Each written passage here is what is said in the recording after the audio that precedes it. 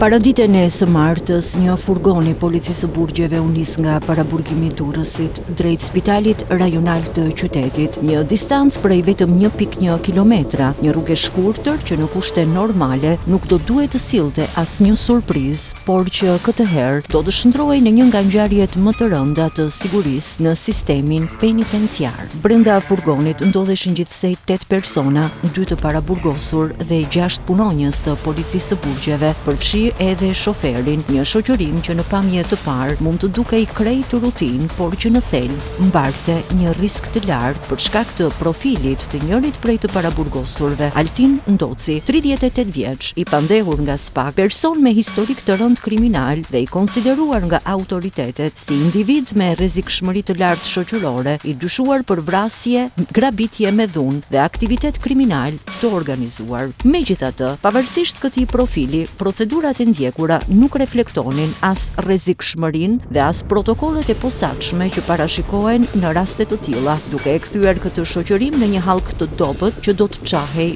shumë shpejt. Pas mbërritjes në spitalin rajonal të Durrësit, 5 efektivët shoqëruan 2 të paraburgosurit drejt repartit infektiv, ndërsa shoferi mbeti në furgon, një detaj që më vonë do të merrte peshë në analizën e shkeljeve procedurale, pasi numri real i efektivëve aktiv në shoqërim ishte më i ulët nga sa parashikohet në rregullore. Në katin e tretë dhe të fundit të godinës ndodhet dhoma e posaçme e vizitave për të paraburgosurit, një ambient i ndërtuar për të garantuar izolim dhe kontroll, me derë dhe dritare të pajisura me zgar hekuri, por që edhe ky nivel sigurie rezultoi i pamjaftueshëm përballë një situate të keq menaxhuar. I pari përfundoi vizitën mjekësore dhe 3 nga punonjësit e policisë së Burgjeve e shoqëruan menjëherë drejt furgonit për ta rikthyer në paraburgimin e Durrësit, duke lënë Altin Ndocin në repartin infektiv të ruajtur vetëm nga 2 efektiv, një vendim që sot konsiderohet një nga gabimet kyçe të kësaj ngjarjeje. Ndoci kishte paraqitur shqetësime shëndetësore në veshk dhe pas vizitës së parë mjekësore ju rekomandua të qëndronte edhe 2 deri 3 orë të tjera për rikontroll mjekësor. Një periudhë pritjeje gjatë së cilës ai u mbajt në dhomën e izoluar pa pranga, ndonse bëhej fjalë për një të paraburgosur me rrezikshmëri të lartë, fakt që ngre pikpyetje serioze mbi vlerësimin e situatës nga ana e punonjësve përgjegjës. Gjatë kësaj kohe pritjeje, Altin Ndoci kërkoi 2 efektivëve që e ruanin ta shoqëronin për në tualet, i cili ndodhej ngjitur me dhomën e vizitës, dhe në momentin që dera me zgar hekuri u hap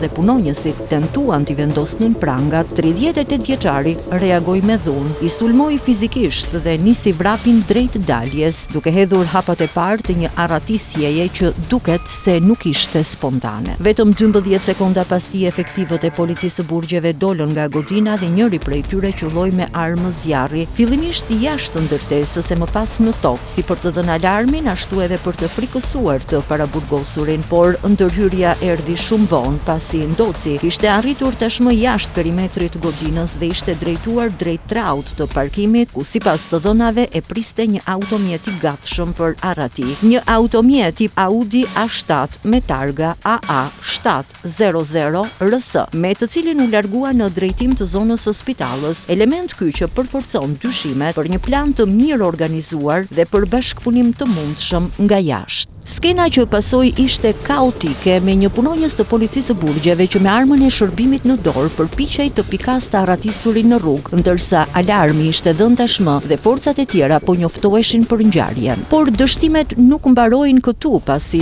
rregulloria e përgjithshme e Burgjeve parashikon në nenin 109 të saj pika 2 se numri i punonjësve të sigurisë që bëjnë shoqërimin e të burgosurit të sëmur në shërbimet e kujdesit shëndetësor jashtë institucionit caktohet në varësi të situatës, rrezikshmërisë, ambienteve, por në asnjë rast jo më pak se 3 punonjës sigurie për një të burgosur. Që këtu nis shkelja e parë. Në furgonin e policisë së Burgjeve për të shkuar në repartin infektiv të spitalit Durrës nuk ishte vetëm Altin Ndoci, por edhe një tjetër i paraburgosur, i dyshuar për vepra jo të rënda. Sipas rregullores, do të duhej që minimalisht për shoqërimin e tij të ishin 6 punonjës sigurie. Në të vërtetë ishin vetëm 5. I 6-ti ishte thjesht shoferi i furgonit. Altin Ndoci nuk ishte një i paraburgosur i rëndomt, nuk ishte as e nevojshme të lexoje gjithë dosjen e tij për të vlerësuar se bëhej fjalë për një person fort të rrezikshëm. Në këtë rast edhe protokollet nuk janë ato të një rasti normal. Përkundrazi, në situata të tilla përfshihen forcat operacionale me një numër më të lartë efektivësh, madje kërkohet edhe mbështetje nga policia e shtetit dhe minimalisht 2 furgon, por as kjo nuk ndodhi. Reparti infektiv në spitalin e Durrësit ka një dhomë qeli për të vizituar të dënuar dhe të paraburgosur. Në çdo rast, sipas burimeve nga spitali, personeli mjekësor njoftohet paraprakisht. Nuk rezulton të ketë ndodhur. Për habi, gjatë paradites në portën hyrëse të godinës 3 katëshe të infektivit nuk kishte as roje private. Pas ngjarjes, ministri i drejtësisë firmosi shkarkimin e drejtorit të institucionit të ekzekutimit të vendimit penal Durrës dhe urdhëroi pezullimin e të gjithë zinxhirit komandues, ndërsa 8 persona u arrestuan, disa të tjerë u pezulluan nga detyra në kuadër të hetimeve për shkelje të rënda proceduriale dhe mos respektim të akteve nënligjore në fuqi. Nga verifikimet paraprake rezulton se institucioni i ekzekutimit të vendimit penal Durrës nuk kishte raportuar në drejtorinë e përgjithshme të burgjeve as planifikimin dhe as realizimin e vizitës mjekësore të Altin Ndocit, duke vepruar në kundërshtim me rregullat dhe protokollet e detyrueshme, ndërsa hetimet po vijojnë për të përcaktuar nëse bëhet fjalë për pakujdesi ekstreme apo për element të mundshëm kompliciteti. Menjëherë pas ngjarjes, ministri i drejtësisë i ka kërkuar drejtorit të përgjithshëm të burgjeve dhe drejtorit të shërbimit të kontrollit brendshëm të sistemit të burgjeve angazhimin maksimal me prokurorinë për zbardhjen e ngjarjes dhe vënien e përgjegjësve para ligjit. Në lidhje me këtë ngjarje të rëndë, në pranga u vun 8 persona. Aulon Çuko, krye infermieri Burgut Durrës, Desdemon Pazaj, zëvendës shefi policisë Burgut Durrës, Turian Saraçi, krye inspektor, Sali Ferollari, inspektor, Preng Marvataj, inspektor, Fatjon Baçi, inspektor, Aranit Çela, krye inspektor, Violeta Uka, komisare. Ndërkohë nga detyra u pezulluan Indrit Çerloj, drejtori Burgut Durrës, Afrim Zeqiraj, shefi policisë, Ylfete Sema, shefi e shërbimit të kujdesit shëndetësor, Idaje Çalamaj, punonjës i policisë së burgjeve. Burgjet po ashtu sqarojnë edhe dinamikën e arratisjes së 39 vjeçarit. Sipas njoftimit zyrtar, pas vizitës te kardiologu është rekomanduar mjekim dhe rikontroll pas 2 orësh. Gjatë kësaj kohe, ai kërkoi të shkojë në tualet, teksa shoqërohej nga punonjësit e policisë së burgjeve, Ndoci shfrytëzoi momentin duke i goditur e më pas duke u larguar me vrap. Në një intervistë për Fox News, ish zëvendës drejtori i përgjithshëm i burgjeve, Lefter Maliqi, e ka cilësuar arratisjen e Altin Ndocit si një krim të organizuar. Mëtej, Maliqi u shpreh se Ndoci duhet të ishte edhe me pranga në duar dhe me zinxhir në këmbë, gjë që nuk është zbatuar. Sipas tij, është një neglizhencë totale dhe bashkëpunim mes institucionit të ekzekutimit të vendimit penal Durrës, institucionit të ekzekutimit të vendimit penal të përgjithshëm dhe krimi i jashtëm. Një person i paraburgosur me rrezikshmëri të madhe shoqërore të shoqërohet me fjalë vetëm me 3 policë. Duhet të jetë edhe me zinxhira në këmbë, edhe me pranga në duar. Edhe kur vete në spital, hiqet pranga kur vizitohet, por vendoset në kokën e kravatit pranga në mënyrë që mos të lëvizin. Edhe kur shoqërohet për në tualet që do të vinte në tualet, shoqërohet bashkë me 3-4 policë edhe të dera e tualetit dhe nga mbas tualetit përsëri do të ketë polici. Po këta s'ka njoftuar as policia e shtetit, as gjë. Dhe tani fatkeq janë ata 3 policë. Pra, tu kemi një pafësi që për mua është i minimizuar pafësia sepse janë vetëm 3 policë që do të ishin forcat operacionale dhe forcat e policisë së shtetit. Kemi neglizhencë totale sepse ka qenë të mirë paguar e me radhë. Kemi edhe një krim të organizuar bashkëpunim drejtori i përgjithshme i EVP Durrësit dhe krimin jashtë. Sepse dhe personi që e priti me makinë luksoze, edhe ai është kriminal. Po të doj, policia, shteti e kap lepër me qerre. Po këtu është mirë organizuar çdo gjë. Pra, na brenda burgut, jashtë burgut, çu krime ndodhin. Karrierën e tij kriminale, Altin Ndoci e ka nisur shumë i ri. I lindur shtatorin e vitit 1987 në Trashan të Lezhës, sot 38 vjeç, përpara se të futej në organizatat më të mëdha kriminale të vendit, Ndoci ka qenë i përfshirë në trafik droge, ndërsa në vitet 2014-2015 ishte bërë tmerri i Tiranës për të paktën 10 grabitje me dhunë. Si pjesë e krimit të organizuar akuzohet se ka marrë pjesë në disa vrasje të bujshme. Ka qenë pjesë e planeve për disa të tjera, përfshi luftën mes grupeve më të forta kriminale të Elbasanit, Endrit Alibej dhe vëllezërve Çopja. Dëshmia e Klevis Allës, një të penduarit të drejtësisë që e humbi këtë status pas disa deklarimeve të rreme, është e para që e përfshiu në listën e të dyshuarve për vrasjen e Altin Ndocit, të paraburgosurin e arratisur nga Spitali i Durrësit. Klevis Alla akuzoi se Ndoci ishte i përfshirë në 2 vrasje të ndryshme me 4 viktima, të 2 vëllezërve Besmir dhe Viktor Haxhiaj, dhjetorin e vitit 2019 në Durrës dhe ekzekutimin e Angelo Avdiës dhe Dorian Shkozës në vitin 2020 po në qytetin bregdetar. Por në prill të vitit 2024, gjykata e posaçme pushoi akuzat duke e shpallur të pafajshëm. Vet Klevis Alla, që e kishte përfshirë në këto vrasje, u dënua nga gjykata e posaçme me 25 vite burg si autori vrasjes me pagesë të 2 vëllezërve Haxhia për llogari të grupit të Talo Çelës pas mosmarrveshjeve mbi paratë e grabitura në aeroportin e Rinasit. Megjithse mori pafajësi, Altin Ndoci nuk mund të lirohej nga burgu. Ndaj tij SPAK ngriti akuza të tjera të rënda për vrasje pas dëshmive të Nuredin Dumanit dhe Erion Alibejt, 2 të pamndehur të tjerë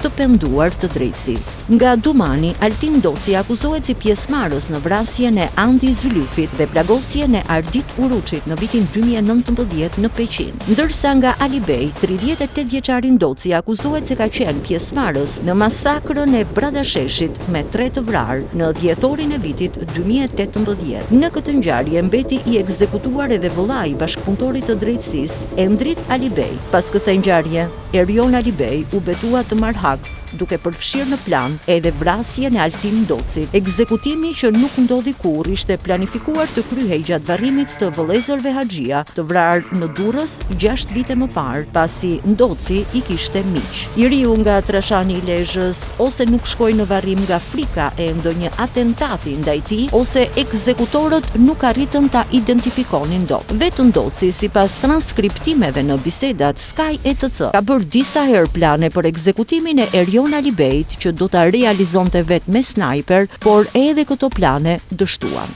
Altin Ndoci është dërguar për gjykim nga SPAK një herë në vitin 2023 për vrasjen e dhjetorit 2019 ndaj Andi Zylyfit e më pas në tetor të vitit 2025 me organizatën kriminale të Çopjave. SPAK thotë se Altin Ndoci ishte pjesë e grupit të Talo Çelës, i cili drejtonte krahun e armatosur të organizatës së kryesuar nga vëllezërit Franc dhe Hajdar Çopja. Ai ishte rekrutuar nga Talo Çela si vrasës me pagesë. Pas arratisjes së të shumë kërkuarit Talo Çela, Ndoci e ndihmoi atë të fshihej prangosjes duke i garantuar strehim dhe ushqim. I arratisuri cilësohet nga autoritetet si një personazh me rrezikshmëri shumë të lartë shoqërore dhe dallohet si vrasës gjak ftohtë mes elitës së krimit të organizuar në vend. Altin Ndocin nuk e kishte lënë në harres grupi Çopja. Ky fragment shkruhet në dosjen e Çopjave, teksa i dyshuari përballej me drejtësinë për episode të ndryshme dhe të tjerë që gjendeshin jashtë flasin në Sky ECC se si do ta lirojnë gjuajtësin sepse kishin mbetur paqitës. Në dosje kuptohet se si përpara se Altin Ndoci ta bënte fakt arratisjen, gati 5 vjet nga këto biseda në Sky ECC, antarët e organizuar Çopja, ku dyshohet se ai bën pjesë, shfaqeshin shumë të shqetësuar për arrestimin e tij.